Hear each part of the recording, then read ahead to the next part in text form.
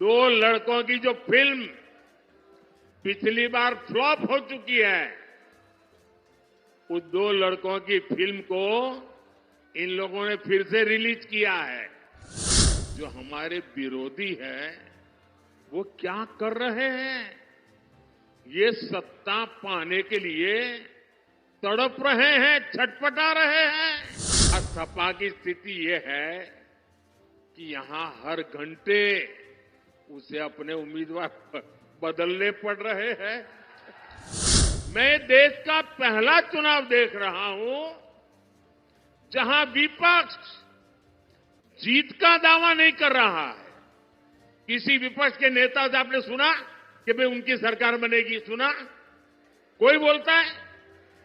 बल्कि विपक्ष सिर्फ इसलिए चुनाव लड़ रहा है ताकि भाजपा की सीटें 370 से कम की जा सके और एनडीए की 400 से कम की जा सके, इसके लिए लड़ाई लड़ रहा है।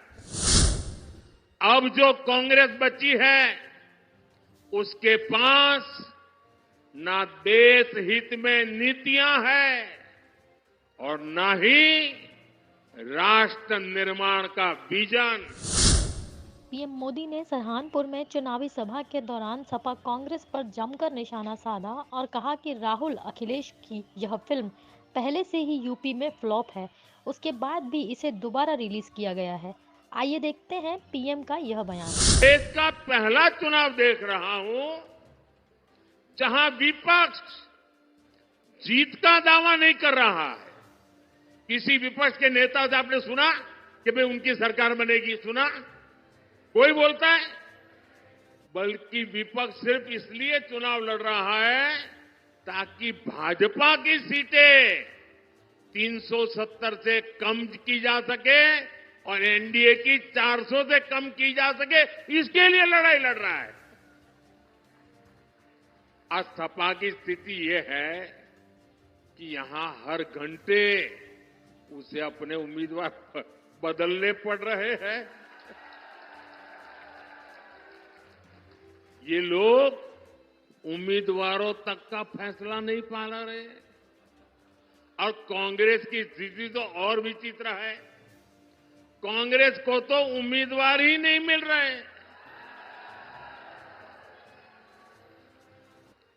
जिन सीटों को कांग्रेस अपना गढ़ मानती थी, वहां भी उसे उम्मीदवार उतारने की हिम्मत नहीं हो रही है।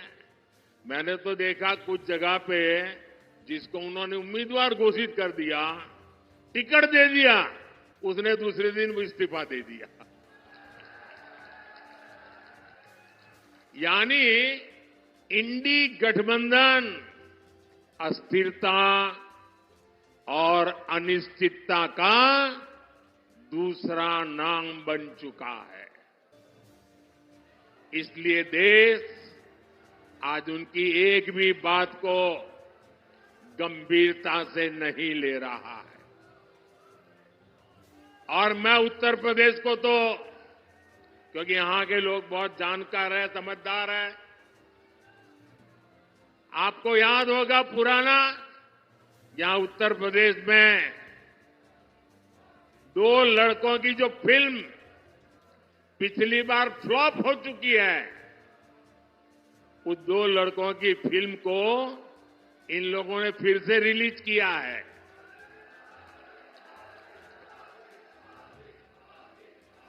मुझे समझ नहीं आता, अरे काठ की हांडी को ये इंडी गठबंधन वाले कितनी बार चढ़ाएंगे?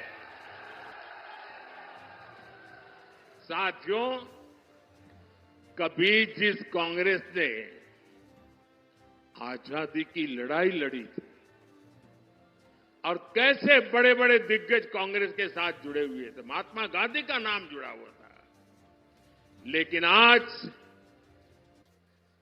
देश एक स्वर से कह रहा है, आजादी की लड़ाई लड़ने वाली वो कांग्रेस तो दशकों पहले ही समाप्त हो चुकी है। अब जो कांग्रेस बची है, उसके पास ना देश हित में नीतियां हैं और न ही राष्ट्र निर्माण का विजन। आपने देखा होगा कल कांग्रेस ने जिस तरह का घोषणा पत्र जारी किया है उससे साबित हो गया है कि आज की कांग्रेस आज के भारत की आशाओं आकांक्षाओं से पूरी तरह कट चुकी है। कांग्रेस के घोषणा पत्र में वही सोच झलकती है जो सोच आजादी के आंदोलन के समय मुस्लिम लीग में थी। कांग्रेस के घोषणा पत्र में पूरी तरह मुस्लिम लीग की छाप है और इस मुस्लिम लीग वाले घोषणा पत्र में जो कुछ हिस्सा बचा खुचा रह गया उसमें वामपंथी पूरी तरह हावी हो चुके हैं। कुल मिलाकर कांग्रेस इसमें दूर दूर तक नहीं दिखाई देती है।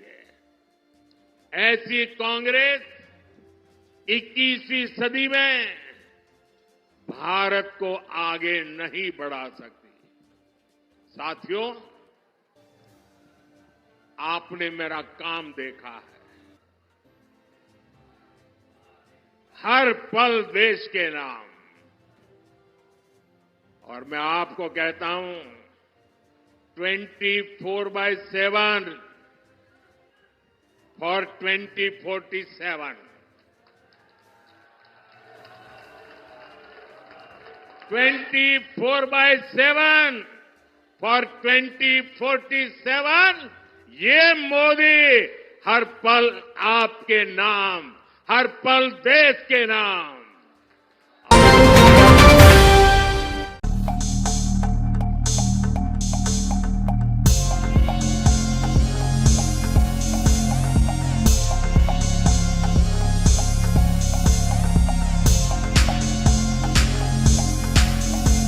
JL न्यूज, नया जमाना नई सोच।